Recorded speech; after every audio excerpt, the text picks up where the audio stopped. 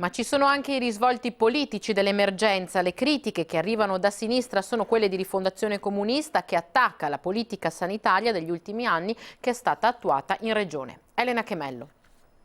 Non è il momento delle polemiche, ma delle valutazioni sì, perché l'emergenza sanitaria Covid-19 e soprattutto la sua difficile gestione sono frutto anche di scelte sbagliate. Lo dice Rifondazione Comunista, è la sanità pubblica oggi l'unico presidio a tutela della salute dei cittadini, quella stessa sanità che ha tagliato i posti letto pubblici mentre crescevano i privati e posti di medici e infermieri. Dal 2002 al 2019 ogni 100 letti in Veneto ne sono spariti 20, nelle terapie intensive di più, fino al 30 su 100. La soluzione era quella della regionalizzazione e oggi si vede che la regionalizzazione non tiene e l'intervento del privato, ma il privato in queste situazioni si defila, è chiaro quindi che il peso ricade complessivamente e completamente sul pubblico. Una volta superata questa fase durissima, l'imperativo deve essere ripartire dalla sanità pubblica e da quei suoi operatori che oggi con sacrificio ne stanno garantendo il funzionamento pur nell'emergenza. Questa è un'esperienza sulla quale dobbiamo ragionare in maniera approfondita,